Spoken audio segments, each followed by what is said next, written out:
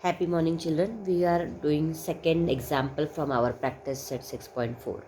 Now for this sum, see, in our practice set 6.1 we have learned how to factorize a quadratic trinomial. So 1 2 3 1 2 3 three terms are given. It is a quadratic trinomial and you need to find the factors of it. I have already explained you all how it should be done. Now here, if you see, this is the square term, because here the power is 2. The coefficient of this square term is 1, right? And this 21 is the constant term.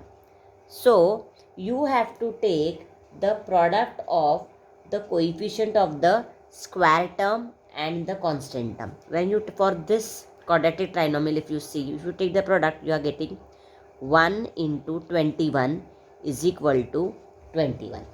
Okay, now you have to find the factors of 21.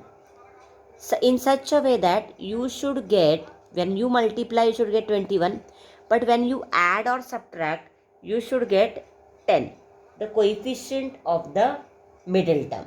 This is the middle term. The coefficient of the middle term is what? 10 it is. So now you tell me what should be our two numbers such that when we multiply we should get 21 and when you add or subtract you should get 10, coefficient of the middle term. So see, 7 into 3 is 21 and 7 plus 3 is 10, right? So here the two numbers which we are getting are 7 and 3. Now I am teaching you in a shortcut way. So here 1 into 21, 21, see here 1 is the coefficient of the square term. This you have to take, product term. I have explained you all that in detail in the first example. Now in a shortcut form I am explaining you. And whenever the coefficient of the square term is 1, then easily you can write the factors. Whatever two numbers you are getting, with that you can write like this. The two numbers are 7 and 3. A plus 7 into A plus 3. Okay, if the coefficient of the square term is 1, then like this you can immediately write the factors in a shortcut way.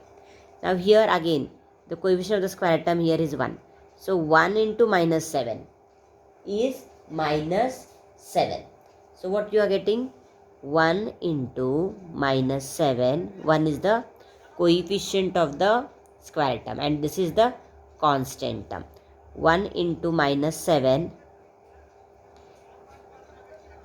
1 into minus 7 is equal to minus 7. Now find two numbers such that when we multiply we should get minus 7. Okay, and when we add or subtract we should get this, the coefficient of the middle term we should get 6. So what we will do?